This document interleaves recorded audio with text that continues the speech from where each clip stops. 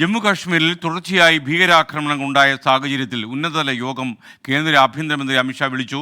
നാളെ നടക്കുന്ന യോഗത്തിൽ ദേശീയ സുരക്ഷാ ഉപദേഷ്ടാവ് അജിത് ഡോവൽ ഉൾപ്പെടെയുള്ള ആളുകൾ പങ്കെടുക്കും. ബൽറാം നെടുങ്ങാടി ഡൽഹിയിൽ നിന്നും മറ്റു വിവരങ്ങൾ അപ്ഡേറ്റ് ചെയ്യുന്നു. ബൽറാം, വിശദാംശങ്ങൾ.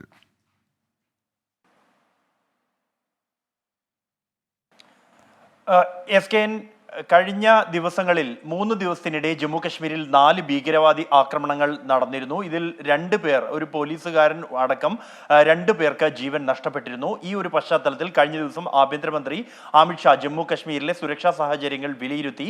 ഇതിന്റെ അടിസ്ഥാനത്തിലാണ് നാളെ ഉന്നതതല യോഗം വിളിച്ചിരിക്കുന്നത്. ഈ ഉന്നതതല യോഗത്തിൽ ജമ്മു കശ്മീർ ലഫ്റ്റനന്റ് ഗവർണർ മനോജ് സിൻഹ, കൂടാതെ ദേശീയ സുരക്ഷാ ഉപദേഷ്ടാവ് അജിത് ഡോവൽ, ജമ്മു കശ്മീർ പോലീസ് മേധാവി, കൂടാതെ സൈനിക മേധാവി അടക്കമുള്ളവർ പങ്കെടുക്കുന്നുണ്ട്. ജമ്മു കശ്മീരിലെ നിലവിലുള്ള സുരക്ഷാ സാഹചര്യങ്ങൾ, ഭീകരവാദ വിരുദ്ധ നടപടികൾ അടക്കമുള്ളവ വിലയിരുത്തുന്നതോടൊപ്പം തന്നെ അമർനാഥ് തീർത്ഥയാത്രയുമായി ബന്ധപ്പെട്ട് സ്വീകരിക്കേണ്ട മുന്നൊരുക്കങ്ങൾ സംബന്ധിച്ചുള്ള കാര്യങ്ങളും ഈ യോഗത്തിൽ, ഉന്നതതല യോഗത്തിൽ ചർച്ച ചെയ്യും.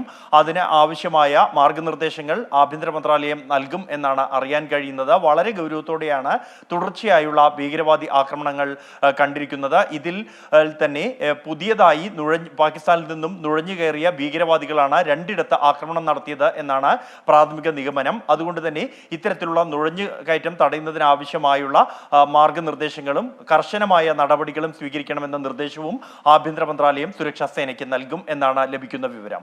SKN. Okay, thank you Balram Nedungadi.